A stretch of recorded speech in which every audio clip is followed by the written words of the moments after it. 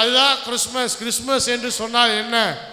தேவன் மன மகிழ்ச்சியை நம்முடைய வாழ்க்கையில கொடுக்கிறார். கவலைகளை மறந்து, கஷ்டத்தை மறந்து கிறிஸ்து எனக்காக பிறந்தார். ஹல்லேலூயா. குளிரும் பனியும் கொட்டிடவே கோமகனா தொட்டினிலே ஆரீரோ ஆரீரோ ஆரீரோ ஆராரோ ஆரா. கரங்களை தட்டி பாலானி சர்வத்தையும் படைத்தாண்ட சர்வ வல்லவர், சர்வத்தையும் படைத்தாண்ட சர்வ வல்லவர். இங்கு தாழ்மையுள்ள தாய்மடியில் தலை சாய்க்கலாம், தாழ்மையுள்ள தாய்மடியில் தலை சாய்க்கலாம். குளிரும் பனியும் கொட்டிடவே கோமகனா ஆரீரோ ஆரீரோ ஆரிராரோ ஆராரோ ஆராரோ ஆரிராரோ. தூங்கே தூங்கே பாலானி தூங்கே ஆவிகளின் போற்றுதலால் ஆனந்தம் கொண்டோம், ஆவிகளின் போற்றுதலால் ஆனந்தம் கொண்டோம். இங்கு ஆட்களுள்ள சத்தத்துக்குள் அழுது பிறந்தார், இங்கு ஆட்களுள்ள சத்தத்துக்குள் குளிர் பனியும் கொட்டிடவே கோமகனா ஆரீரோ ஆரீரோ ஆராரோ ஆராரோ ஆரிராரோ. தூங்கே தூங்கே பாலானி தூங்கே தூங்கே பாலானி. வெத்தலையில் பிறந்தவரை போற்றி துதி மனமே, வெத்தலையில் பிறந்தவரை வெத்தலையில் பிறந்தவரை போற்றி துதி மனமே, போற்றி துதி மனமே. இந்தளவாய் அன்பு வைத்த எப்பெருமானே, இந்தளவாய் அன்பு வைத்த எப்பெருமானே. நாம் என்னமுடன் போய் துதிக்க ஏகிடுவோம், நாம் என்னமுடன் போய் துதிக்க ஏகிடுவோம். ஆமே. குளிரும் பனி கொட்டிடவே கோமகனா தொட்டினிலே ஆரீரோ ஆரீரோ ஆராரோ ஆராரோ ஆரிராரோ. விண்ணுலகம் விட்டு விண்ணுலகம் விட்டு மண்ணுலகம் வந்து மனிதனை மீட்டாயே.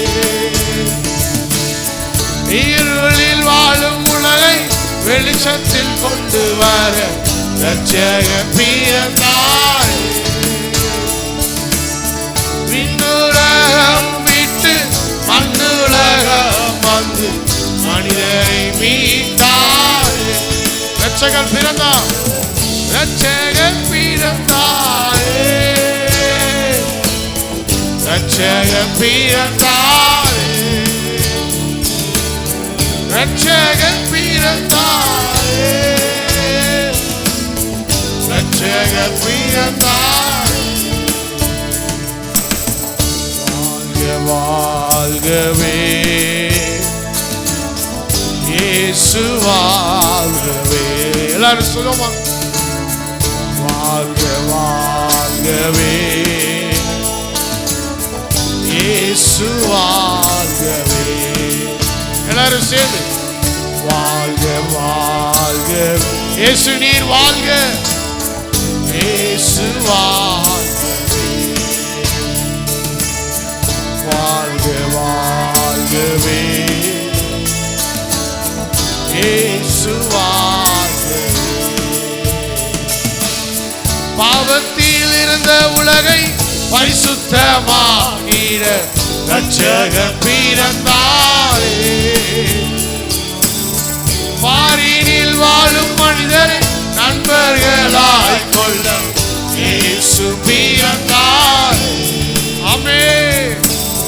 பாவத்தில் இருந்த உலகை பரிசுத்தமாக்கிட இரட்சகர் பிறந்தாரே.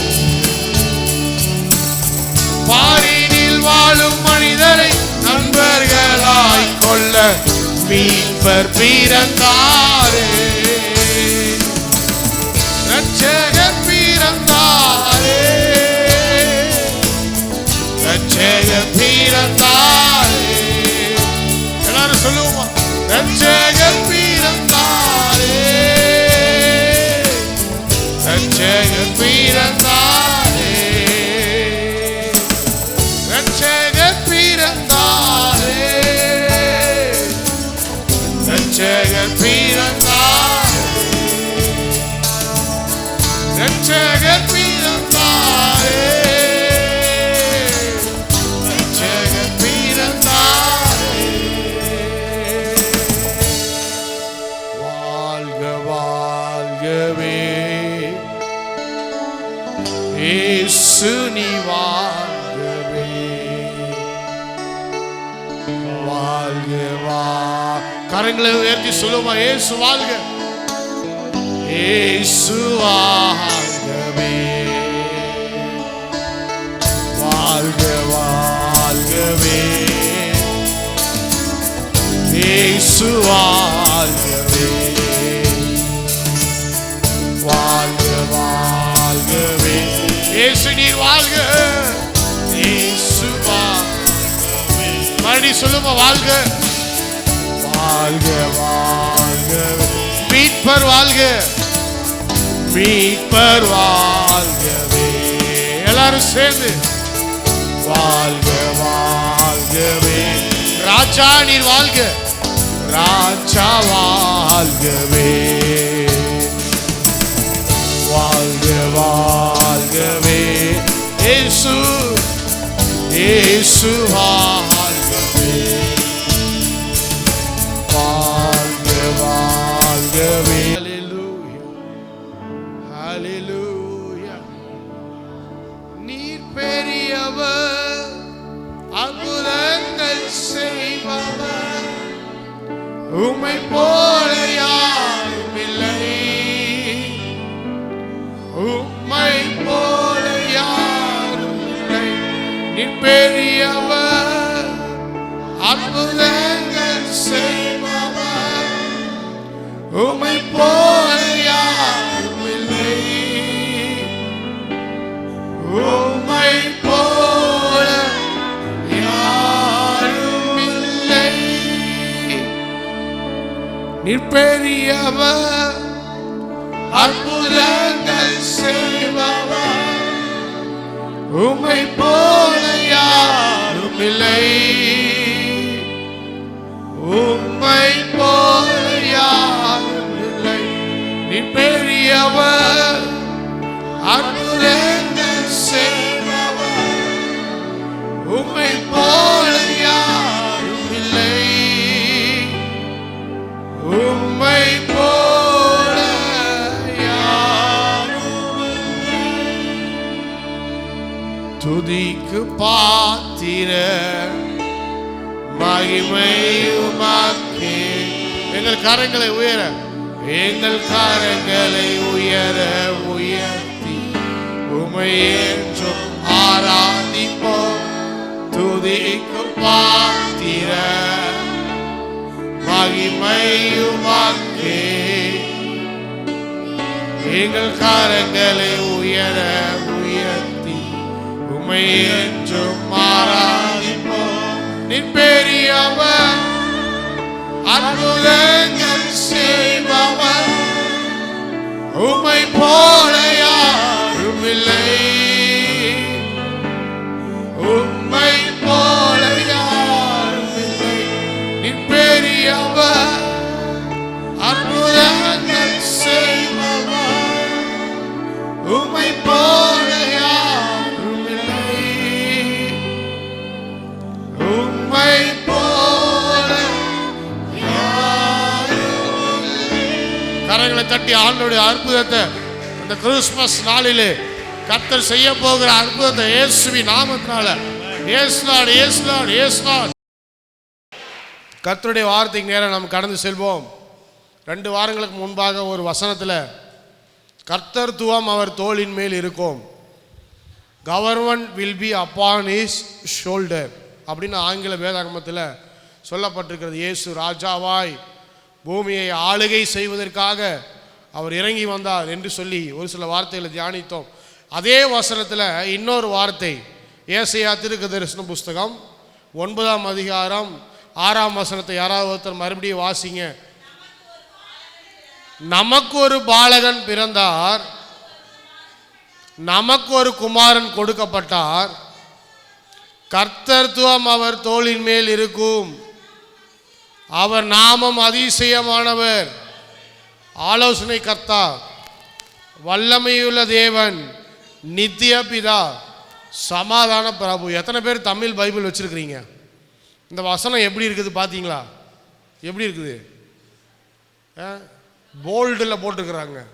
அதாவது இந்த இந்த வசனத்தை மட்டும் மற்ற எல்லா வசனத்தையும் காட்டிலும் என்ன பண்ணிக்கிறாங்க, டார்க்காக கொடுத்துருக்குறாங்க. அப்படின்னா அங்கே ஏதோ விஷயம் இருக்குன்னு அர்த்தம். அல்லையிலே சொல்லுங்க பார்ப்போம். ஏன்பா இதை டார்க்காக கொடுத்துருக்காங்க? இதுதான்பா இயேசுனுடைய பிறப்பு, இதுதான் தீர்க்க தரிசனம். அல்லேலூயா. அதிசயமானவர், ஆலோசனை கர்த்தா, வல்லமையுள்ள தேவன், நித்திய பிதா, சமாதான பிரபு. என்னை விட்டா இந்த வார்த்தையில் 6 மாதம் பிரசங்கம் பண்ணுவேன். அல்லேலூயா.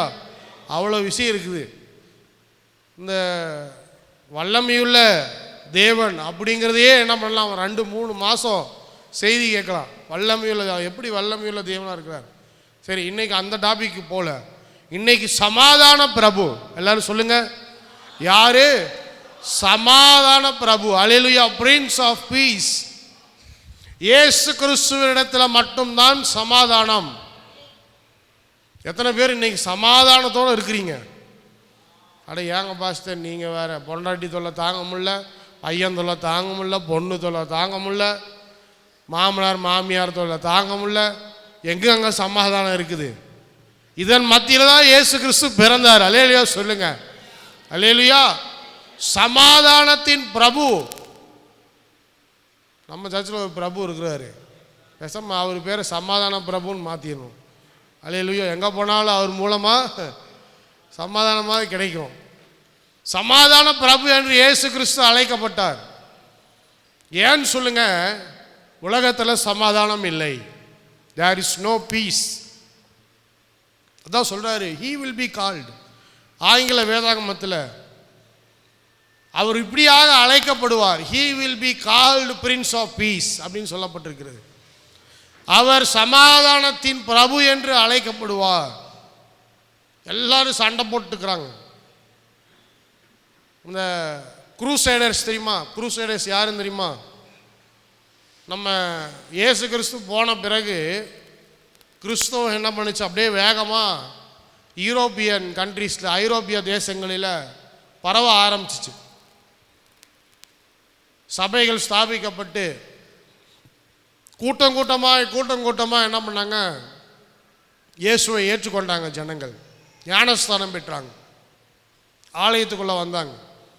அப்போ தான் இந்த குரூசைடர்ஸ் அப்படிங்கிறவங்க யாருன்னு சொன்னால், இப்போ ஒரு கிறிஸ்தவ நாட்டில் இருக்கிற ஒரு போர் வீரர்கள், ஆர்மி, அவங்க எங்கெல்லாம் போய் யாரெல்லாம் பிடிக்கிறாங்களோ அவங்களெல்லாம் என்னவா மாற்றினாங்க, கிறிஸ்தவங்களாக மாற்றினாங்க. நிறைய பேர் அதுக்கு எதிர்ப்பு தெரிவித்தாங்க. அப்போ யாரெல்லாம் எதிர்ப்பு தெரிவிக்கிறாங்களோ அவங்களெல்லாம் என்ன பண்ணிட்டாங்க, வெட்டி போட்டுட்டாங்க. உண்மை அதான். கட்டாயமாக மதம் மாற்றினாங்க. இயேசு கிறிஸ்து எங்கேயுமே அந்த மாதிரி கட்டாயமாக மதம் மாற்றுங்கன்னு சொல்லவே இல்லை. அதனால தான் இன்றைக்கி மதம் இருக்குது, இயேசு கிறிஸ்து இல்லை. என்ன இருக்குது? மதம் இருக்குது, இயேசு கிறிஸ்து இல்லை. பேதுரு காதை சீவனா, எப்படியா எங்கள் ஐயா மேலே கை வைக்கலாம் நீ? ஒரே சீவிட்டான். இயேசு கிறிஸ்து நானாக தான் என்ன பண்ணியிருப்பேன், இந்த காதை ஏன்டா விட்டா அதையும் சீவிடான்னு இருப்பேன். அதுதான் நம்ம. ஆனால் இயேசு கிறிஸ்து என்ன சொன்னார் தெரியுமா? பேதுரு, பட்டயத்தை எடுக்கிறவன் பட்டயத்தால் தான் சாவான். உனக்கு எதுக்கு இந்த வேலை? To not take revenge. பழி வாங்குவது நமக்குரியதல்ல, பழி வாங்குவது தேவனுக்குரியது. இன்னைக்கு அநேக மக்கள் யுத்தத்தில், சண்டையில் அநேகரை பழி வாங்கி கொண்டு இருக்கிறாங்க. வெறும் கத்தி எடுத்துட்டு சண்டை போடுறது மட்டும் சண்டைன்னு நினச்சிக்காதீங்க. பொருளாதார யுத்தம் நடக்குது, எக்கனாமிக் வார். இந்தியா மேலே வரி விதிப்போம், இந்தியா சொல்கிறேன் நான் அமெரிக்கா மேலே வரி விதிப்பேன். அப்போ ரஷ்யாக்காரன் சொல்கிறான் எங்கிட்ட எண்ணெய் வாங்கு. அமெரிக்காக்காரன் சொல்கிறான் ரஷ்யாக்காரன்ட்ட எண்ணெய் வாங்கினா நான் கொடுக்குற அரிசி பருப்பு கோதுமையெல்லாம் என்ன பண்ணிடுவேன், நிப்பாட்டிடுவேன். அப்புறம் இந்தியாக்காரன் சொல்கிறான் நீ அப்படி பண்ணினா அங்கே உனக்காக வேலை செஞ்சுட்டு இருக்கிற எங்கள் மக்களெல்லாம் நான் என்ன பண்ணிடுவேன், திரும்ப கூப்பிட்டுக்குவேன். எத்தனை பேர் வருவான்னு தெரில, வரமாட்டான் யாரும். எல்லாம் அமெரிக்காவில் ஜாலியாக உட்காந்துருக்குறாங்க செட்டில் ஆகிட்டு. இன்றைக்கி ஒரு பெரிய யுத்தம் நடக்குது, நீங்கள் பார்க்குறீங்க, டிவியில் பார்க்குறீங்க, கேள்விப்படுறீங்க. ரஷ்யாவுக்கும் உக்ரைனுக்கும் சண்டை ஆரம்பித்து இத்தனை நாள் ஆச்சு, நடந்து கொண்டு இருக்கிறது. சிரியா தேசத்தில் யுத்தம் நடந்து கொண்டு இருக்கிறது. கிளர்ச்சியாளர்கள் போய் தேசத்தை கையில் எடுக்கிறாங்க. ஈரான் தேசத்துக்கும் இஸ்ரேலுக்கும் மிகப்பெரிய ஒரு யுத்தம் நடந்து கொண்டு இருக்கிறது. எல்லா இடங்களிலும் எல்லா தேசங்களிலும் யுத்தத்தை பார்த்து கொண்டிருக்கிறோம். சைனாக்காரன் அவன் ஒரு பக்கம் அவனோட எல்லையெல்லாம் எங்கெல்லாம் இருக்குதோ அங்கெல்லாம் என்ன பண்ணிட்டு இருக்கிறான், உள்ளே போய் அப்படியே கொஞ்சம் கொஞ்சமாக எக்ஸ்டெண்ட் பண்ணிட்டு எல்லாத்துக்கும் ரோடு போட்டுக்கிறான், பாலம் கட்டிட்டு இருக்கிறான். பத்தாது, இது எனக்கு பத்தாது, எல்லாம் யுத்தம். சமாதானம் எங்க? Where is peace? ஏன் பாஸ்டர் நீங்கள் வெளிநாடெல்லாம் பேசிட்டு இருக்கிறீங்க? நம்ம விஷயத்துக்கு வாங்க. குடும்பத்தில் சமாதானம் இருக்குதா? எல்லாரும் ஆளுக்கு ஒரு பக்கம். என்ன பண்ணுறோம், நம்ம பேர் தான் கிறிஸ்தவங்க, ஆனால் எல்லாரும் ஆளுக்கு ஒரு பக்கம். ஹஸ்பண்ட் ஒரு பக்கம் போனால் ஒய்ஃப் ஒரு பக்கம். நிறைய பேர் கார் வாங்க மாட்டேங்கிறாங்க. நான் எல்லாரும் கார் வாங்கணும்னு ஜெபம் பண்ணிட்டு இருக்கிறேன். ஏன் வாங்க மாட்டேங்கிறாங்க தெரியுமா? கார் வாங்கினா புருஷன் மனைவி குழந்தைங்க எல்லாம் சேர்ந்து வரணும் சர்ச்சுக்கு. ஒரே ஒரு அம்மா தான் அல்லேலூயா சொல்லுது, மற்றவங்க எல்லாரும் ஏன் பாஸ்டர் நமக்கு இந்த வேலை. ஹஸ்பண்ட் ஒரு வண்டி, ஒய்ஃப் ஒரு வண்டி. யாரும் தப்பாக நினச்சிக்காதீங்க. அல்லேலூயா ஸ்தோத்திரம். எது சொல்கிறதுக்கும் பயமாக இருக்குது. சர்ச்சில் ஒருத்தர் ட்ரிப் அடிக்கிறாரு, ஒருத்தரை இறக்கி விட்டு மறுபடியும் போய் இன்னொரு ஆளை ஏற்றிட்டு வர்றது. அதுலேயும் நான் பார்த்துட்டு தான் இருக்கிற பாட்டு பாடிட்டு இருக்கோம். முதல்ல மனைவியை ஏற்றிட்டு வராரா அம்மாவை ஏற்றிட்டு வராரான்னு பார்த்துட்டு தான் இருக்கிறேன். ஃபஸ்ட்டு அம்மாவை தான் ஏற்றிட்டு வராப்புல, பரவாயில்ல கரெக்டாக இருக்கிறாரு. அம்மாவை ஏற்றிட்டு விட்டுட்டு அடுத்து போய் மனைவியை கூட்டிகிட்டு வர்றாரு. ஸ்தோத்திரம். தாய்க்கு உண்டான மரியாதை கொடுக்குறாரு. சந்தோஷமாக இருக்குது பார்க்குறதுக்கு. அங்கே மாறிடுச்சுன்னா பிரச்சனை உண்டாயிரும். அது மாதிரி எல்லோரும் என்ன பண்ணுறாங்க, ஒவ்வொரு ட்ரிப்பாக அடிக்கிறாங்க, ஒவ்வொரு இதுக்காக போகிறாங்க. எல்லாரும் ஒவ்வொரு பக்கம். எல்லாரும் ஒவ்வொரு பக்கம் இருந்தால் சமாதானத்தோடு என்ன பண்ண முடியாது, வாழ முடியாது. வெளிநாட்டு கலாச்சாரத்தில் எல்லாரும் பாருங்கள், இண்டிவிஜுவல் லைஃப் தான், எல்லோரும் தனித்தனி வாழ்க்கை தான் வாழ்கிறாங்க. ஆனால் கிறிஸ்மஸ் அப்போ எல்லோரும் ஒன்று சேர்ந்துருவாங்க. கிறிஸ்மஸ் அப்போ பார்த்தீங்கன்னா நம்மளை மாதிரி பெரிய ஆராதனையெல்லாம் இருக்காது. ஏதோ ஒரு சில சர்ச்சில் 24ஆம் தேதி நைட்டு வைப்பாங்க, கிறிஸ்மஸ் ஈவ். அந்த கிறிஸ்மஸ் ஈவ் சர்வீஸ் வைப்பாங்க, அவ்வளோதான். ஆனால் கிறிஸ்மஸ் அன்னைக்கு பார்த்தீங்கன்னா எல்லாம் குடும்பமாக குரூப்பாக இருப்பாங்க. நான் வெளிநாட்டில் பைபிள் காலேஜ் படிக்கும்போது ஒரு கடை கூட இருக்காது, சாப்பிட்றதுக்கு ஒன்றும் இருக்காது, ஜாமானத்துக்கு ஒன்றும் இருக்காது, எதுவுமே. 25ஆம் தேதி பார்த்தீங்கன்னு சொன்னால் தெருவெல்லாம் வெறிச்சோடி போய் எல்லோரும் எங்கே இருப்பாங்க, அவங்கவுங்க குடும்பத்தோடு என்ன பண்ணியிருப்பாங்க, அவங்க வீட்டில் இருந்துட்டு எல்லோரும் சாப்பிட்டுட்டு பேசிக்கிட்டு கதை பேசிக்கிட்டு தூங்கிட்டு அப்படி கிடப்பாங்க. பார்க்கும்போது எதுவுமே இருக்காது. என்னடா இது, அதாவது இந்த கொரோனா காலத்தில் லாக்டவுன் பார்த்தோம் பாருங்கள், எல்லாம் அடைச்சி போய் யாருமே இல்லாமல் கிடப்பாங்களா, அந்த மாதிரி கிறிஸ்மஸ் இருக்கும் வெளிநாட்டில்.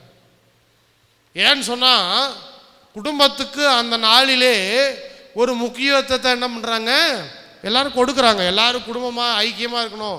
இந்த கிறிஸ்மஸ் மிகப்பெரிய ஒரு பண்டிகை. நம்ம ஊரில் தீபாவளி அந்தளவுக்கு செலிப்ரேட் பண்ணுறாங்க, பொங்கல் செலிப்ரேட் பண்ணுறாங்க. ஏன்னா இந்துக்கள் எல்லோரும் இந்துக்களாக இருக்கிறனால அவ்வளோ அது பெரிய பண்டிகையாக இருக்குது. கிறிஸ்மஸ் ரொம்ப சின்ன பண்டிகையாக இருக்குது. ஆனால் வெளிநாடுகளில் கிறிஸ்மஸ்ன்னு சொன்னால் பயங்கரமான ஒரு பண்டிகை. எல்லோரும் குடும்பத்தோடு இருக்கணும், எல்லோரும் ஒன்றா இருக்கணும், ஐக்கியமாக இருக்கணும், முக்கியமாக சமாதானமாக இருக்கணும். நிறைய கைதிகள் என்ன பண்ணுவாங்க, கிறிஸ்மஸ் அன்னைக்கு வெளியே விடுவாங்க, விடுதலை செய்வாங்க. சரி, நல்லொழுக்கம் இருந்துக்கிறாப்புல, கிறிஸ்மஸ்க்காக என்ன பண்ணுவோம், ரிலீஸ் பண்ணுவோம். நிறைய பேர் வந்து தங்களுடைய பரிசு பொருட்களை எடுத்து என்ன பண்ணுவாங்க, ஒருவருக்கு ஒருவர் என்ன பண்ணுவாங்க, பரிமாறிக்குவாங்க. நம்ம ஊரில் பரிசு பொருட்கள் பரிமாற சொன்னாலும் சண்டை தான் வரும். எவனா ஒருத்தன் நல்ல பொருளாக வாங்கி கொடுத்துருப்பான், இன்னொருத்தன் டுபாக்கூர் பொருளாக வாங்கி கொடுப்பான். ரெண்டு பேரும் சேர்ந்து வந்து நான் அப்படிலாம் யோசிச்சிருக்கிறேன், பேசாமல் நம்ம சர்ச்சில் எல்லோரும் என்ன பண்ணலாம், கிஃப்ட்டுகளை வாங்கி பரிமாற செய்யலாம். அப்படின்னா நான் காலி ஆயிடுவேன், அவ்வளோதான். இனி அதுக்கப்புறம் சர்ச்சு நடத்த முடியாது. குழுக்கள் போட்டு கூட என்ன பண்ணலாம், எல்லாத்துக்கும் பரிசுகளை அள்ளி விடலாம். கிறிஸ்மஸ் அப்போ வெளிநாட்டில் குழுக்கள்லாம் போடுவாங்க. குழுக்கள் போட்டு அடுத்து ஒருத்தருக்கு குக்கர் கிடைக்கும், மிக்சி கிடைக்கும். அல்லையிலே சொல்லுங்க பார்ப்போம். அல்லையிலையா எல்லோரும் 1000 ரூபா போட்டிங்கன்னா ஒரு குழுக்கள் போட்டலாம் அடுத்த கிறிஸ்மஸுக்கு. ஆனால் யார் கிடைக்கலன்னா வந்து சண்டை போடக்கூடாது. நான் 1000 ரூபா போட்டேன், கடைசியில் அந்த பாஸ்டர் என்னை ஏமாற்றிட்டாரு, எனக்கு ஒன்றும் கிடைக்கலன்னு சண்டைக்கு வரக்கூடாது. அல்லையிலையா இப்படிலாம் பண்ணுறாங்க வெளிநாட்டில். அப்படிலாம் ஜாலியாக என்ன பண்ணுறாங்க, கொண்டாடுறாங்க, குழுக்கள் போடுறாங்க, பரிசு பொருட்களை பரிமாறிக்கிறாங்க, என்னென்னமோ செய்கிறாங்க. என்னன்னு சொன்னால் ஒரு சமாதானம் அன்றைக்கு எல்லாரையும் என்ன பண்ணுகிறது, நிரப்புகிறது. கிறிஸ்மஸ் என்று சொன்னால் தேவன் அன்றைக்கு எல்லாருக்கும் சமாதானத்தை கொடுக்கிறார். ரஷ்யா உக்ரைன் போரில் கூட இன்னைக்கு பீஸ் மீட்டிங், இன்னைக்கு போரை நிறுத்தி வச்சுருப்பாங்க. கிறிஸ்மஸ்க்காக போரை நாங்கள் என்ன பண்ணுறோம், நிறுத்துகிறோம். அம்மாசியை கொஞ்சம் சண்டை போட்டு தான் பாருங்க, அங்கே கூட போர் நிப்பாட்டி இருப்பாங்க.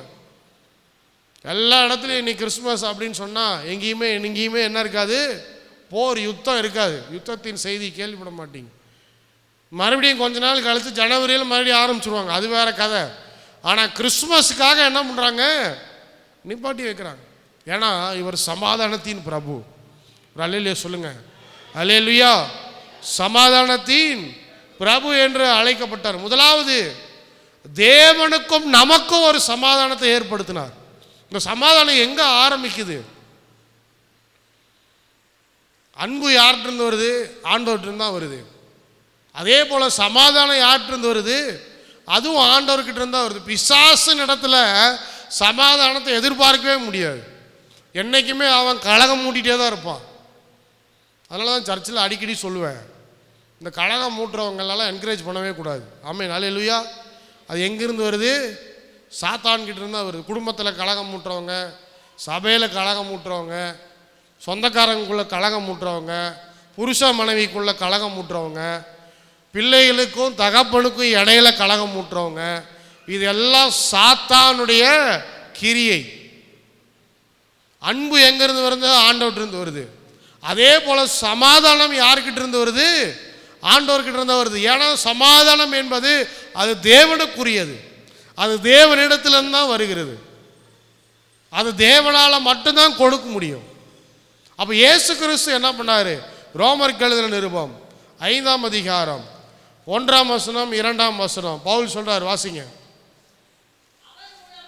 அவர் மூலமாய்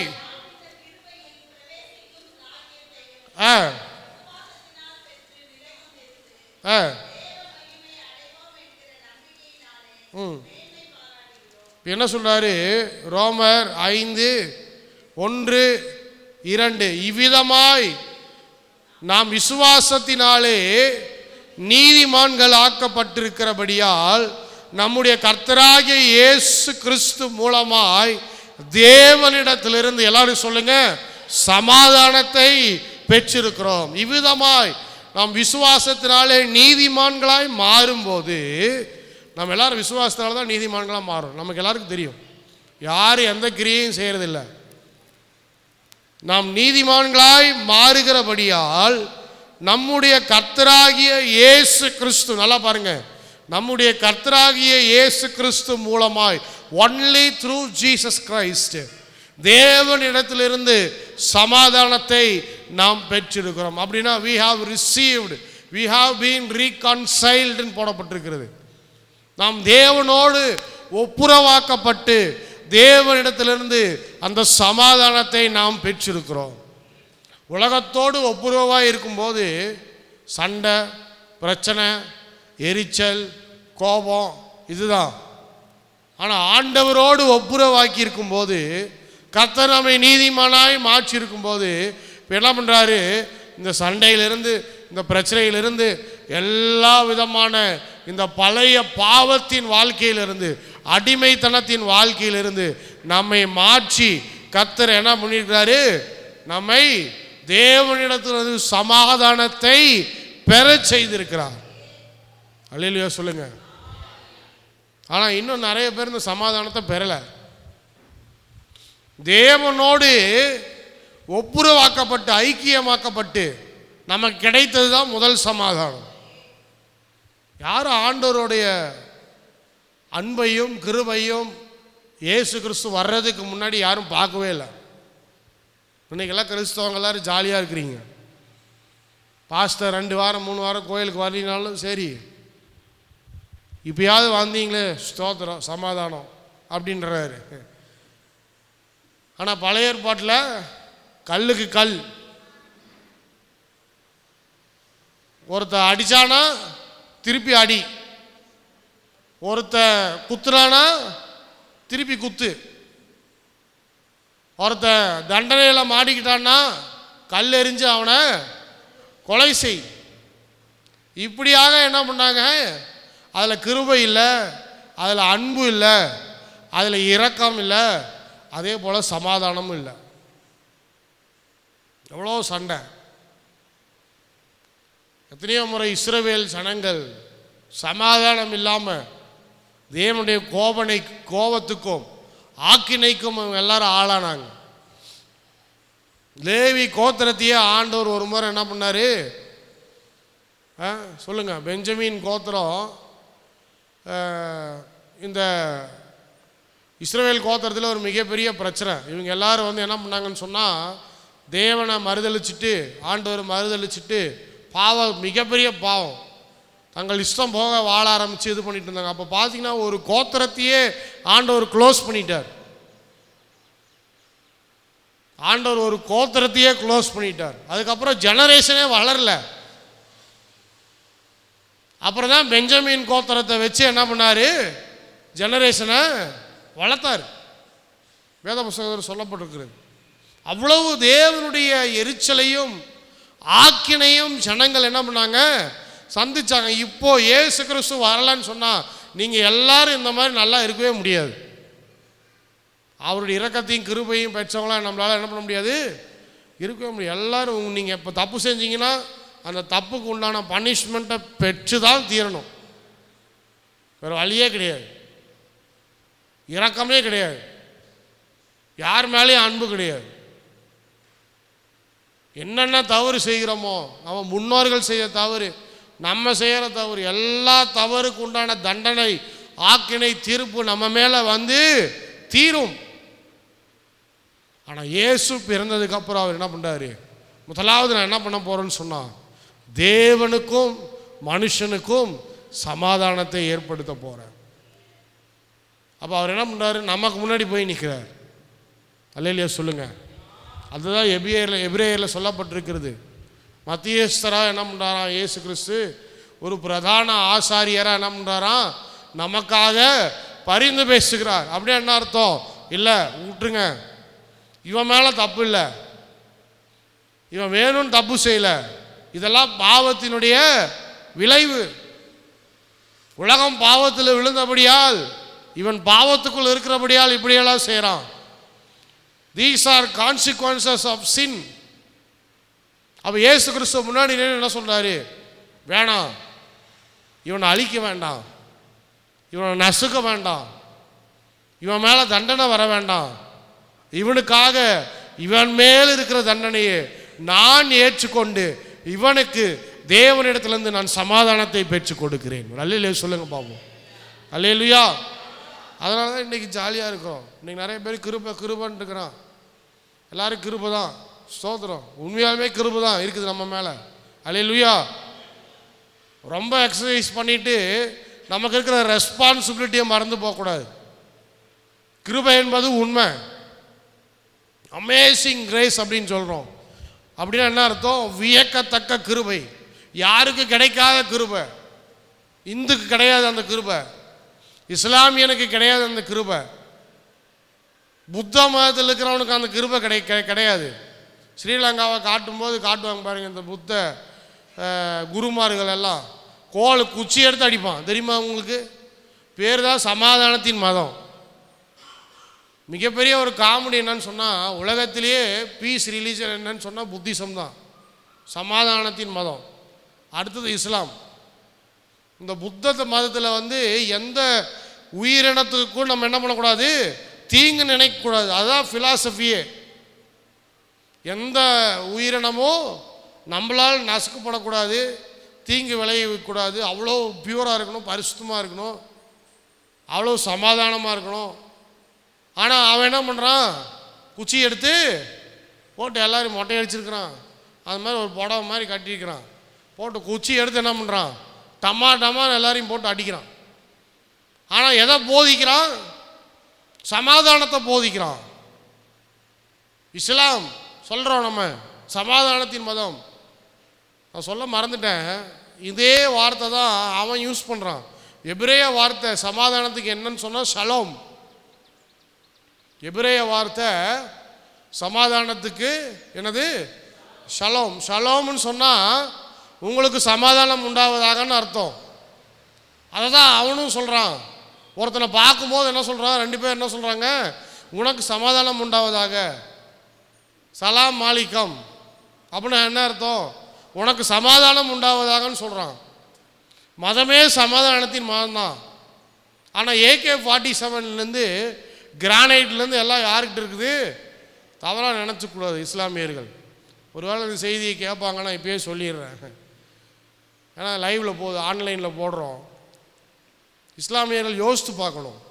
அவங்க சொல்லுவாங்க, நாங்களாம் அதெல்லாம் பண்ணுறது இல்லைங்க, வேற ஒருத்தவங்க தான் பண்ணுறாங்க. வேற ஒருத்தவங்க ஏன் பண்ணுறாங்க, எதுக்காக பண்ணுறாங்க? அதே குரான்ல தான் வசனத்தை எடுக்கிறான். வேற எங்கேயாவது எடுத்தால் பரவாயில்ல, அதே குரானில் தான் ஜிகாத்தை பற்றி சொல்லப்பட்டிருக்கிறது. அதே குரானில் தான் நீ கொன்னினா அல்லாஹ் உனக்கு பரிசு பொருட்களை வைத்திருக்கிறாருன்னு சொல்லப்பட்டிருக்கிறது. சமாதானம் இல்லை, சண்டை போட்டுக்கிறான். ஆனால் சொல்கிறான், நாங்கள் தீவிரவாதி கிடையாது, அவங்க தான் தீவிரவாதி. அவங்க தவறாக புரிஞ்சுக்கிறாங்க, அந்த வசனத்தை தவறாக புரிந்து கொள்ளக்கூடாது. அப்போ ஒருவேளை தவறாக புரிந்து கொள்ளுகிற வார்த்தை அதில் இருக்கும்னு சொன்னால் அந்த வார்த்தையை நீக்கணும், இல்லைன்னா அது பரிசுத்த புஸ்தகமே கிடையாது. அல்லேலூயா, அல்லேலூயா சொல்லுங்க. இந்த வேதாகமத்தை தவறாக புரிஞ்சுக்கிற ஆட்கள் இருக்கிறாங்க நிறைய பேர். ஆனால் கொல்ற அளவுக்கு யாரும் ஒன்றும் போல. இதே வேதாகம புஸ்தகத்தை என்ன பண்ணுறாங்க, தவறாக புரிஞ்சுக்கிறாங்க. இயேசு சாகலன்னு சொல்கிறவன் இருக்கிறான், இயேசு உயிர் தெளிலன்னு சொல்கிறவன் இருக்கிறான், பாஸ்டர்னு கூப்பிடக்கூடாது, பாஸ்டரை பிரதர்னு தான் கூப்பிடணும்னு சொல்கிறவன் இருக்கான், மைக் வைக்கக்கூடாதுன்னு சொல்கிறவன் இருக்கான். இதெல்லாம் சின்ன சின்ன ப்ராப்ளம். எங்கேயாவது யாராவது கிறிஸ்தவன் சொல்லிட்டு கொலை செய்கிறானா, மதத்துக்காக எங்கேயாவது யாராவது துப்பாக்கி எடுத்துக்கிட்டு இயேசு எனக்கு பரிசு கொடுப்பாரு, பரலோகத்தில் எனக்கு இயேசுவுக்காக நான் குத்துறேன், இயேசுவுக்காக நான் கொல்றேன், இயேசுவுக்காக நான் அடிக்கிறேன், இயேசுக்காக ரத்த சாட்சியாக மறின்னு தான் போட்டிருக்குது. நான் இயேசுக்காக ஒரு ஆர்மியை திரட்டுறேன், அந்த ஆர்மி தேவ ராஜ்யத்துக்காக போராடும். நாங்கள் எல்லோரும் AK-47 எடுத்துட்டு, கிரானைட்டை எடுத்துட்டு, ஒரு டேங்கை எடுத்துட்டு கொண்டு போய் இயேசுவி நாமத்தினால் நாங்கள் போராடுவோம்னு யாராவது சொல்லியிருக்கிறாங்களா இது வரைக்கும்? ஏன்னு சொன்னால் இந்த வேத புஸ்தகத்தில் சமாதானத்தை தவிர ஒன்றுமே இல்லை. இல்லையே சொல்லுங்க. இயேசு கிறிஸ்து என்றைக்குமே என்ன பண்ணலை, அந்த மாதிரி யுத்தத்தை ஆதரிக்கவே கிடையாது. இன்னைக்கு இஸ்ரேல் சண்டை போட்டுக்கிறான். அப்பயும் நாங்கள் என்ன சொல்கிறோம், இன்னைக்கு தான் சண்டை, அந்த இஸ்ரேல் சண்டை. சமாதானத்தின் பிரபு வருவார், சமாதானம் பண்ணி வைப்பார். அல்லேலூயா.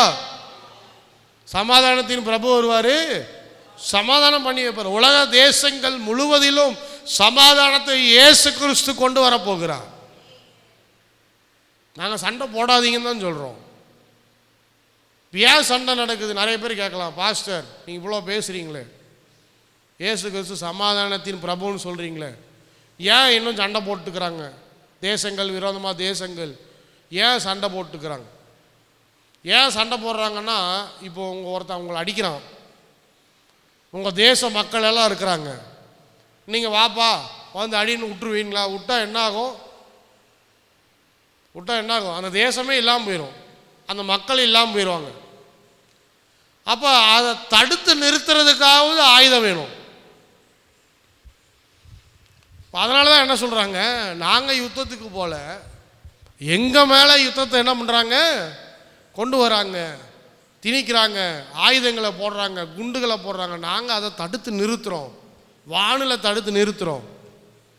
இப்போ எங்களுக்கு விரோதமாய் திட்டம் தீட்டுகிறவர்களை நாங்கள் வந்து அவங்கள எடுக்கலன்னு சொன்னால், அவங்கள நிப்பாட்டலன்னு சொன்னால் இது கண்டினியூ ஆகிட்டே தான் இருக்கும். அப்போ டிஃபென்ஸுக்காக நிறைய பேர் என்ன பண்ணுறாங்க, யுத்தம் பண்ணுறாங்க. இந்தியா பாகிஸ்தானுக்குள்ளே போய் ஒரு இடத்துல என்ன பண்ணாங்க, குண்டு போட்டு சர்ஜிக்கல் ஸ்ட்ரைக் ஒன்று நடத்தினாங்க பாருங்கள், 2-3 வருஷத்துக்கு முன்னாடி. பாகிஸ்தானுக்குள்ளே போய் நல்லா குண்டு போட்டு ஒரு சில இடத்தெல்லாம் அழிச்சிட்டு வந்துட்டான். நீங்கள் கேட்கலாம், ஏன்பா போனோம்?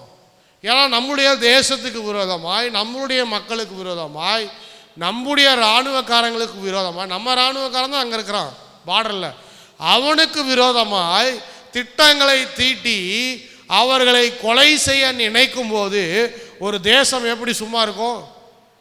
உடனே அதை போய் என்ன பண்ணணும், அந்த பிளானை அழிக்கணும். யார் அதுக்கு காரிய மெயின் பர்சனாக இருக்கிறாங்களோ, மாஸ்டர் மைண்டாக இருக்கிறாங்களோ, அவனை முதல்ல என்ன பண்ணணும், தூக்கணும். தூக்கினா தான் இது ஒர்க் அவுட் ஆகுது. இல்லைன்னா எல்லா இடத்துலையும் குண்டு வைப்பானுங்க, கோயம்புத்தூரில் வைப்பானுங்க, மும்பையில் வைப்பானுங்க, இங்கே வைப்பானுங்க, அங்கே வைப்பானுங்க. இது எல்லாத்துலேயும் வச்சு நம்மளுடைய தேசத்தினுடைய சமாதானத்தை இவங்க என்ன பண்ணுவாங்க, கெடுப்பாங்கன்னு சொல்லிட்டு அது நடக்கிறதுக்கு முன்னாடியே இவங்க போய் டார்கெட் பண்ணி என்ன பண்ணுறாங்க, அது எல்லாத்தையும் க்ளோஸ் பண்ணிட்டு வந்துடுறாங்க. இப்படியா டிஃபென்ஸுக்காக என்ன பண்ணுறாங்க, யுத்தம் செய்கிறாங்க. ஆனால் இயேசு கிறிஸ்து சொல்கிறாரு, இதுவும் கடந்து போகும். தேசங்களுக்குள்ளே சமாதானத்தை ஏற்படுத்துகிறவராய், ராஜாதி ராஜாவாய், சமாதான பிரபுவாய் இயேசு கிறிஸ்து வானிலிருந்து இறங்கி வந்து தன்னுடைய ராஜ்யத்தை ஸ்தாபித்து அந்த ராஜ்யத்தில் யுத்தம் இல்லாமல் சமாதானம் முழுவதும் நிரம்பியுள்ள ஒரு ராஜ்யமாய் கர்த்தர் ஏற்படுத்த போகிறதா தாவீதின் ராஜ்யம், தாவீதின் குமாரனாகிய கிறிஸ்து கொண்டு வருகிற ராஜ்யம். அல்லேலூயா சொல்லுங்க, அல்லேலூயா. தேவனுக்கும் மனுஷனுக்கும் சமாதானத்தை ஏற்படுத்தினதின் மூலம் இப்போ அடுத்து உலகத்தில் சமாதானம். அடுத்து இன்னொரு வசனத்தை வாசிங்க, மத்தேயு எழுதின சுவிசேஷம் 11ஆம் அதிகாரம் 28ஆம் வசனம். மத்தேயு எழுதின சுவிசேஷம் நம்ம எல்லாருக்கும் தெரிஞ்ச வசனம் தான், 11ஆம் அதிகாரம் 28ஆம் வசனம். வருத்தப்பட்டு பாரம் சுமக்கிறவர்களே, நீங்கள் எல்லாரும் என்னிடத்தில் வாருங்கள், நான் உங்களுக்கு இளைப்பாற தருவேன். இப்போ இன்னைக்கு வரைக்கும் உலகத்தில் ஆண்டவர் எதிர்பார்க்கிற காரியம் என்னன்னு சொன்னா, சமாதானம் இல்லாதவங்க எல்லாம் இயேசுவின் கிட்ட வர வேண்டும். ரெஸ்ட் இல்லாதவங்க எல்லாம், ஓய்வு இல்லாதவங்க எல்லாம் யார்கிட்ட வரணும்? யார்கிட்ட வரணும் சொல்லுங்க? இயேசு கிறிஸ்துட்ட வரணும். ட்ரம்ப் சொல்லலாம், நான் சமாதானத்தை கொடுக்க போறேன்ட்டு, கொஞ்ச நாளைக்கு கொடுப்பார், அப்புறம் அவரு காணாமல் போயிடுவார். மோடி சொல்லலாம், நான் சமாதானத்தை ஏற்படுத்த போறேன்.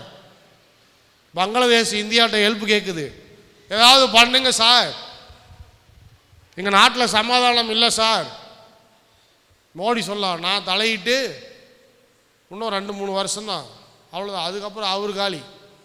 இதே போல நிறைய பேர் வந்து அந்தி கிறிஸ்து உட்பட நான் உங்களுக்கு சமாதானத்தை தரேன், நான் உங்களுக்கு சமாதானத்தை தரேன், வாங்க வாங்கன்னு கூப்பிடலாம், ஆனால் எங்கேயுமே கிடைக்காது. சமாதானம் என்பது இயேசுவின் இடத்துல மட்டும்தான் உண்டு. வருத்தப்பட்டு பாரம் சுமக்கிற எல்லாரும் நீங்கள் என்னிடத்தில் வாருங்கள், நான் உங்களுக்கு சமாதானத்தை தருகிறேன்.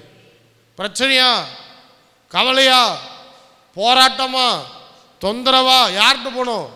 இயேசுவின் இடத்துல போகணும். அவர் சமாதானத்தை தருகிறார். நிறைய பேர் அங்கேயும் இங்கேயும் போய்கிட்டு இன்னும் பிரச்சனையை, அதாவது அது என்ன சொல்லுவாங்க தமிழில் ஒரு பழமொழி, எரியிற நெருப்பில் எண்ணெயை ஊற்றுறாங்கிற மாதிரி, எவன் எண்ணெயை ஊற்றுறானோ அவங்கிட்ட தான் போய் சமாதானத்தை கேட்டுக்கிறீங்க. சமாதானம் என்பது தேவன் தருகிறார், ஆண்டவரிடத்தில் உண்டு. அவர்தான் சமாதானத்தின் பிரபு என்று அழைக்கப்பட்டார். அல்லேலூயா சொல்லுங்க, அல்லேலூயா. இன்னொரு இடத்துல சொல்றாரு மலைப்பிரசங்கத்தில், we are called to be peacemakers. சமாதானம் செய்கிறவர்கள் பாக்கியவான்கள். எதற்காக அழைக்கப்படுகிறார்கள்? சமாதானத்தை ஏற்படுத்துவதற்காகவே அழைக்கப்படுகிறார்கள். நம்முடைய சமாதானம் ரொம்ப முக்கியம். சுகர் ஏன் ஏறுது? சுகர் எங்கள் அம்மாவுக்கு சுகர் ஏறிட்டே இருக்குதான். நான் சொன்னேன், நீ சமாதானமாக இருந்தீங்கன்னா சுகர் ஏறாதுன்னு. சமாதானம் இல்லைன்னா இந்த பிரசங்கெல்லாம் அவங்க தான் கேட்டுக்கிறாங்க. அதான் சொல்கிறேன், யார் சண்டை போட்டாலோ நம்ம அதெல்லாம் கண்டுக்கவே கூடாது. அல்லேலூயா. தேவன் சமாதானத்தை ஏற்படுத்துகிறார், அவர் சமாதானத்தை கொடுக்கிறவர். ப்ரெஷர் ஏன் ஏறுது உங்களுக்கு? ஐயோ பாஸ்டர் ப்ரெஷர் ஏறிட்டே போகுது, நரம்புகள்லாம் வெடிச்சுற மாதிரி இருக்குது, ஹார்ட் நிற்குது, அப்படியே நிற்குது. ஏன்பா நிற்குது? ஏன் டென்ஷன் ஆகுற? சமாதானமாக இரு. என்ன ஆயிர போகுது இப்போ? அல்லேலூயா. மார்த்தாள் மரியாளும் லாசரு செத்து போய் 3 நாள் ஆச்சு. இயேசு கிறிஸ்து வரும்போது டென்ஷன் பார்ட்டி ஆகிட்டாங்க. இவர் சமாதானமாக போகிறாரு. இப்போ என்ன நடந்துச்சு? இப்படி கத்திட்டு கிடக்குறீங்களா 2 பேரும் சேர்ந்து? அது எங்கே போனீங்க? இயேசு கிறிஸ்து இத்தனை நாள் ஆச்சு, வரவே இல்லை. வந்திருந்தா அப்பயே வந்திருந்தா அப்பயே காப்பாற்றிருக்கலாம், அதை பண்ணியிருக்கலாம், இதை பண்ணியிருக்கலாம். நாங்கள் டாக்டர்கிட்ட போகாமல் கூட உங்களுக்காக வெயிட் பண்ணிட்டு இருந்தோம். நீங்கள் வீட்டில் தூங்கிட்டு இருந்தீர் ஜாலியாக. அதுவும் நண்பன் வேற சொல்லிக்கிட்டு ஒரு எட்டி பார்க்கவே மாட்டேங்கிறீங்க. பேருக்கு தான் நண்பன். நிறைய பேர் கோச்சிக்கிறான், நண்பர் இடத்துல கோச்சிக்கிறான். எனக்கு ஒரு கஷ்டம்னா நீ ஏதாவது உதவி செய்யறியா, வந்து பார்க்குறியா? அவனே கஷ்டத்தில் இருக்கிறான், அவன் என்ன உதவி செய்வான் உனக்கு? எல்லாருடைய வாழ்க்கையிலையோ ஆமாம் ஸ்தோத்திரம், 1 லட்ச ரூபா யாராவது கொடுத்துருவானா சும்மா? இப்போ எனக்கு பணம் வேணும், யாராக கொடுங்க, வீடு கட்டுறதுக்கு காசு வேணும், விசுவாசிங்க யாராக இருந்தால் கொடுங்க, நகைகளாக இருந்தால் கொடுத்துருவீங்களா அவ்வளோ சீக்கிரத்தில்? ஸ்தோத்திரம். அது மாதிரி நிறைய பேருக்கு தேவை இருக்குது. அவன் எதிர்பார்க்குறான், எவனா பணம் கொடுப்பானா, எவனா காசு கொடுப்பானா, எவனா ஹாஸ்பிட்டலில் வந்து எனக்கு பணம் கட்டுவானா? அப்படியே செஞ்சால் எத்தனை பேருக்கு சார் செய்ய முடியும்? நம்ம என்ன அவ்வளோ கோடீஸ்வரராக இருக்கிறோம்? யாராவது ஒருத்தருக்கு 5ஓ 10ஓ உதவி செய்ய முடியும். பாஸ்டர் பிலிப்பைன்ஸில் பொண்ணு கட்டிட்டாரு, அதனால் என்ன பண்ணுவார்? அங்கிருந்து அப்படியே அங்கிருந்து அப்படியே இறக்கிடுவார் எல்லாத்தையும் மூட்டையா. ஸ்தோத்திரம். எனக்கு மூட்டையாக கொடுத்தாங்களா மூட்டையாக இறக்கிடுவேன். நானே இறக்கிறதுக்கு தான் பார்த்துட்டு இருக்கிறேன். எவன் தாரான்? ஸ்தோத்திரம். வெள்ளைக்காருக்கே நான் தான் சோறு வாங்கி கொடுக்குறேன். மறுபடியும் கேட்குறாரு அவர், இது கிறிஸ்மஸ் அப்போ எல்லோரும் நல்லா இருக்கிறீங்களா? ஸ்தோத்திரம், ஆமேன், அல்லேலூயா. சீக்கிரமாக அடுத்து வரலான்ட்டு இருக்கிறேன் அப்படின்னாரு. இல்லை கொஞ்சம் பொறுமையாகவே வாங்க அப்படிங்கிறேன். வந்தால் நமக்கு தான் செலவு. ஸ்தோத்திரம். பொறுமையாகவே மாதிரி யார் போட கூட்டிகிட்டு போய் ஆனால் க்ளீனான ரெஸ்டாரண்ட்லாம் சாப்பிடுவாங்க. நம்மளாம் கூட 4 இட்லி அந்த மெஸ்ஸு இந்த மெஸ்ஸுன்னு வாங்கி ஒரு சாம்பாரை ஊற்றலாம். வெள்ளைக்காரங்களாம் அப்படி கிடையாது. எங்கே போனாலும் க்ளீன் டாய்லெட் இருக்கணும், க்ளீன் டேபிள் இருக்கணும், க்ளீன் ஃபுட்டாக இருக்கணும், வெயிட்டெல்லாம் நல்லா ட்ரெஸ் பண்ணிக்கணும், ஹேர் நெட்டு போட்டுருக்கணும். இப்படிப்பட்ட ஹோட்டலில் தான் அவங்களாம் சாப்பிட்றாங்க. ஸ்தோத்திரம், அல்லேலூயா.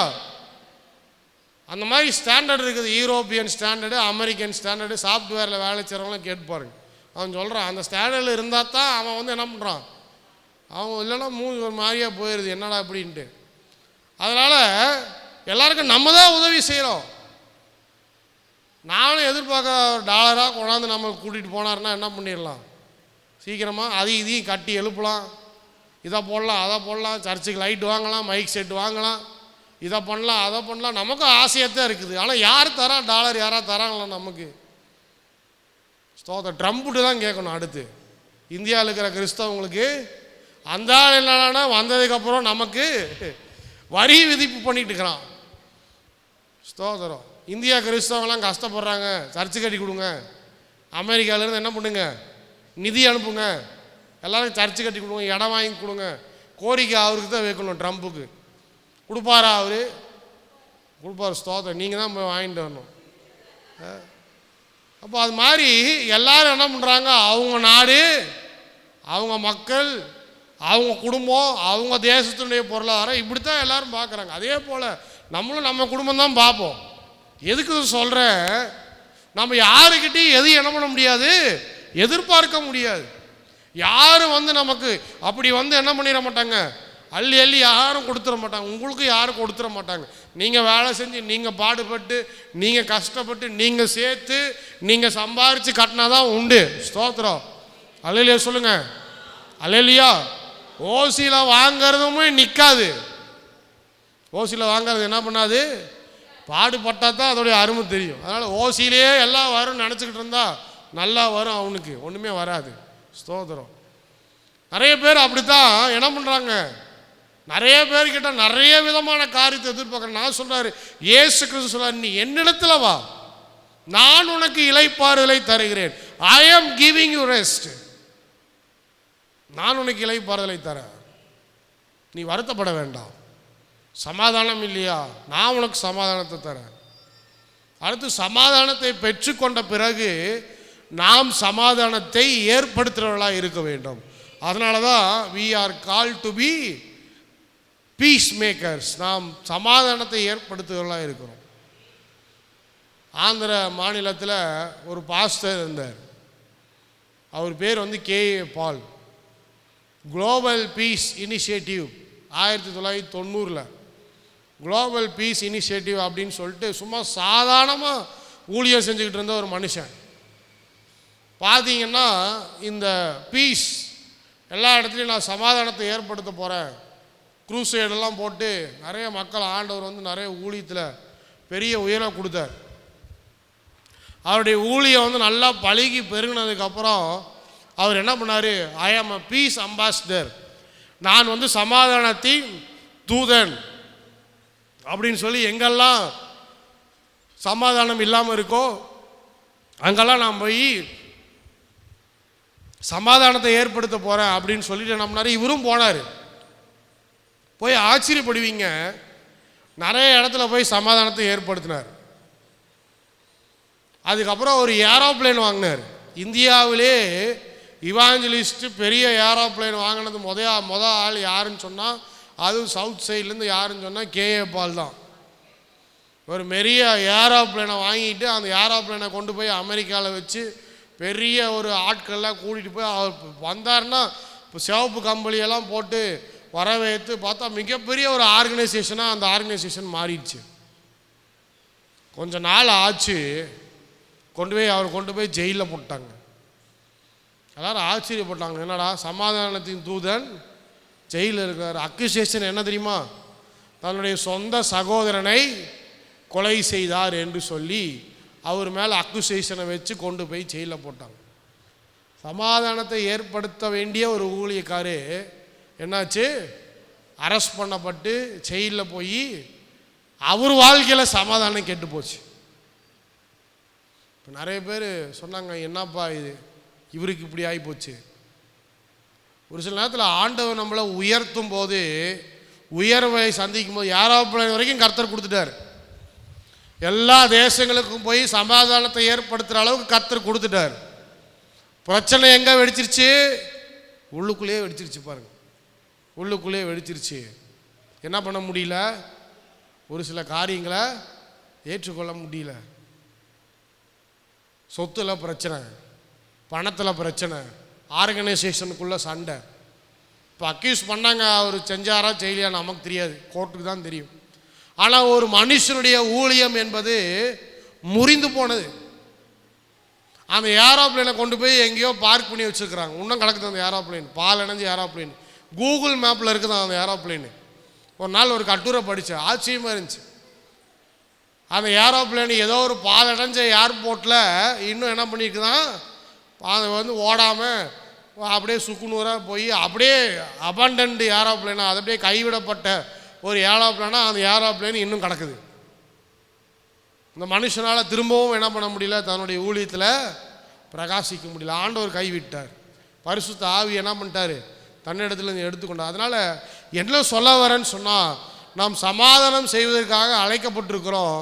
அந்த சமாதானத்தை ஏற்படுத்தாமல், அந்த சமாதானத்தில் இல்லாமல் நம்ம பிசாசுக்கு துணை போகணும்னு சொன்னால், பிசாசுக்கு துணை போக ஆரம்பித்தோன்னு சொன்னால், நம்ம மேலே இருக்கிற பரிசுத்த ஆவியை ஆண்டவர் என்ன பண்ணிடுவார், நீக்கிடுவார்.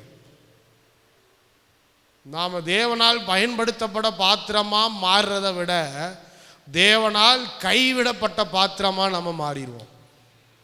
எத்தனையோ குடும்பங்களில் ஆசீர்வாதங்கள் இழந்து போகிறதுக்கு முக்கியமான காரணம் என்னன்னு சொன்னால், சமாதானத்தை ஏற்படுத்துகிறவங்களா அவங்க இல்லை, பிசாசுக்கு துணை போகிறாங்க. பிசாசு கலகம் மூட்டிகிட்டே தான் இருப்பான். கொல்லவும் திருடவும் அழிக்கவுமே வருகிறான். அந்த வசனத்தை மறந்து போவே கூடாது நம்முடைய வாழ்க்கையில். ஆவியின் கனிகள் என்ன எல்லாருக்கும் தெரியுமா? இதான் கடைசி வசனம். கலாத்தியர் 5ஆம் அதிகாரம் 22ஆம் வசனம் 23ஆம் வசனம் வாசிங்க. ஆவியின் கனியோ அன்பு, சந்தோஷம், எல்லாரும் சொல்லுங்க என்னது? சமாதானம். அன்பு, சந்தோஷம், சமாதானம், நீடிய பொறுமை, தயவு, நற்குணம், விசுவாசம். ஒரு ஆளு பரிசுத்த ஆவியின் அபிஷேகத்தை பெற்றிருக்கிறார் அப்படிங்கிறதுக்கு அடையாளமே என்னன்னு சொன்னா, இந்த கனிகள் எல்லாம் அவங்களுடைய வாழ்க்கையில் இருந்தா தான். அது என்னது? அன்பு இருக்கணும், சந்தோஷம் இருக்கணும், சமாதானம் இருக்கணும், நீடிய பொறுமை இருக்கணும், தயவு இருக்கணும், நற்குணம் இருக்கணும். இதெல்லாம் இல்லாம மேல இருக்குது பாருங்க, பொறாமைகள், கொலைகள், வெறிகள், களியாட்டங்கள், விரோதங்கள், பில்லி சூனியங்கள், சண்டைகள், பிரிவினவாதங்கள் போடப்பட்டிருக்குது. ஓண்ட பரிசுத்தாவியே இல்லைப்பா. சமாதானத்தை ஏன் ஏற்படுத்தினார் சொன்னால், நம்ம சமாதானம் பண்ணுகிறவங்களா இருப்பதற்காக. we are called to be peacemakers. அந்த கிறிஸ்மஸ் நாளில் ஆண்டவர் சொல்கிற காரியம் என்னன்னு சொன்னால், சமாதானம் செய்கிறவர்கள் பாக்கியவான்கள். எழும்பி நிற்போம். அவர் சமாதானத்தின் பிரபு.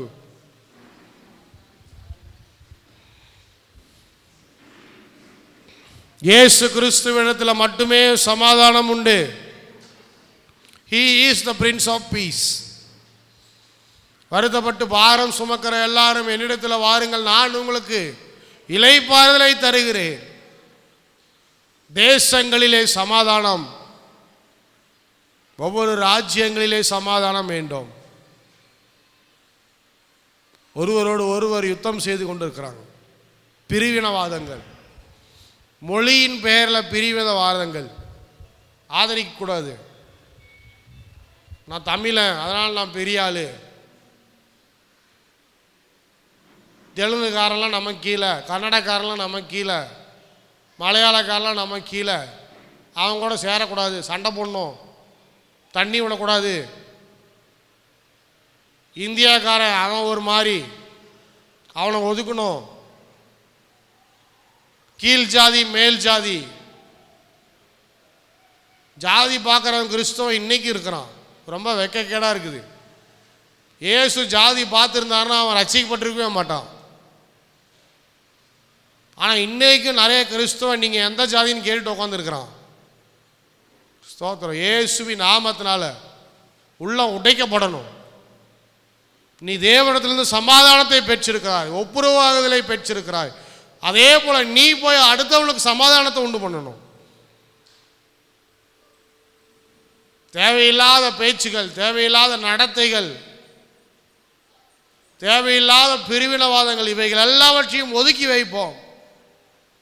குடும்பங்களுக்குள்ள ஐக்கியம் உண்டாகட்டும், குடும்பங்களுக்குள்ள சமாதானம் உண்டாகட்டும். சத்ருவுக்கு விலகிருன்னு சொல்லியிருக்கிறார் ஆண்டவர். யாரெல்லாம் சத்ருவின் கிரியைகளை செய்கிறாங்களோ அவங்களுக்கு விலகி இருங்க, நீங்கள் சமாதானமாக இருப்பீங்க. அவங்களோட போய் யுத்தம் பண்ணாதீங்க, சண்டை போடாதீங்க. நிறைய பேர் போய் பிசாசின் இடத்துல போய் உங்கள் எனர்ஜியை வேஸ்ட் பண்ணிட்டு இருக்கிறீங்க. அந்த எனர்ஜியை பைபிள் படிக்கிறதுக்கு, ஜெபம் பண்ணுறதுக்கும், வேறு நல்ல காரியங்களுக்கும், ஆண்டவரை பற்றி அறிவிப்பதற்கும் பயன்படுத்துங்க. சும்மா போய் சாத்தாங்கிட்ட போய் போராடிட்டு இருக்காதீங்க. கர்த்தர் பார்த்துக்குவார். ஆண்டவர் கையில் ஒப்பு கொடுங்க, அவரிடத்துல ஒப்பு கொடுங்க, அவரிடத்துல சொல்லுங்க, ஆண்டவரே இந்த சத்துரு என் வாழ்க்கையை விட்டு வெளியேற வேண்டும். இந்த மாதிரியான சத்துரு கொண்டு வருகிற போராட்டங்கள் எல்லாம், கவலைகள் எல்லாம், பிரச்சனைகள் எல்லாம் இயேசுவின் நாமத்தினால மாற வேண்டும் என்று ஆண்டவர்கிட்ட சொல்லுங்க. அவங்க வாய்கள் எல்லாம் கர்த்தர் கட்டுவார். நிறைய பேர் கணவன் மனைவியை வாழ விடாம, தேவையில்லாத பிரச்சனைகளை உருவாக்கி கொண்டு, அவங்களுக்குள்ள ஒரு அண்டர்ஸ்டாண்டிங் வர விடாம செய்கிற காரியங்கள் எல்லாம் ஆண்டவருக்கு தெரியும். அவர் பார்த்துக்குவார். நீங்கள் ஜெபம் செய்தால் மட்டும் போதும். ஆண்டவரே, இந்த மாதிரியான சுற்றி இருக்கிற ஜனங்கள் உண்டு பண்ணுகிற இந்த உபத்திரவங்கள், இந்த மாதிரி பிரச்சனைகள், இந்த மாதிரியான காரியங்களிலிருந்து கர்த்தர் என்னையும் என் குடும்பத்தையும் காப்பாற்றும் என்று சொல்லி ஜெபித்தால் போதும், கர்த்தர் பெரிய காரியங்களை செய்வார். ஜெபம் செய்யும். நல்ல ஆண்டவரே, இந்த கிறிஸ்மஸ் நாளிலும் கூட நீர் பேசின வார்த்தைகளுக்காக நன்றி. You are the prince of peace. நீரே சமாதானத்தின் பிரபு. இன்றைக்கு ஒவ்வொருத்தருடைய வாழ்க்கையிலும் கர்த்தர் சமாதானத்தை கொடுக்க முடியாது ஜெபிக்கிறோம். தேசங்களுக்காக நாங்கள் ஜெபிக்கிறோம். தேசங்களிலே ஏற்பட்டுகிற யுத்தங்கள் எல்லாம் ஓயும்படியாக, சமாதானம் உண்டு பண்ணும்படியாக, இன்னும் சமாதானம் செய்கிறவர்களை கர்த்தர் கொண்டு பயன்படுத்தும்படியாக, உதவி செய்யும்படியாக நாங்கள் ஜெபிக்கிறோம். எங்கள் குடும்பங்களிலும் கர்த்தர் சமாதானத்தை தாரும். இந்த கிறிஸ்மஸ் நாளில் ஒவ்வொருவருக்கும் சந்தோஷமும் ஐக்கியமும் நன்மையும் பெருகி இருக்கும்படியாக ஜெபிக்கிறேன். பிசாசு கொண்டு வருகிற ஆயுதம் எல்லாம் இயேசுவின் நாமத்தினால வாய்க்காமல் போகட்டும், வாய்க்காமல் போகட்டும், வாய்க்காமல் போகட்டும். ஆண்டவரே, இயேசுவின் நாமத்தினால ஒவ்வொரு குடும்பத்தையும் நான் ஆசீர்வதிக்கிறேன். ஆண்டவரே, நன்மையினால் நிரப்பும். ஆண்டவரே, அதிசயங்களை பார்க்க செய்யும், அற்புதங்களை தாரும். ஆண்டவரே, ஒவ்வொருவரையும் ஆசீர்வதியும், பயன்படுத்தும். இந்த நாள் இனிய நாளாக அமையட்டும். அதே போல் நியூ இயர் சர்வீஸ்க்காக ஜெபிக்கிறோம். வரப்போகிற ஞாயிற்றுக்கிழமை நடக்கிற சர்வீஸ்க்காக ஜெபிக்கிற எல்லா சர்வீஸையும் ஆசீர்வதித்து நீர் ஆண்டவர் எங்களோடு இருந்து எங்களை வழிநடத்தும்படியாக நாங்கள் ஜெபிக்கிறோம். சகல துதிக்கான மகிமையெல்லாம் உமக்கே செலுத்துகிறோம். இயேசுவின் நாமத்தினால ஜெபிக்கிறோம் நல்ல பிதாவே. ஆமென்.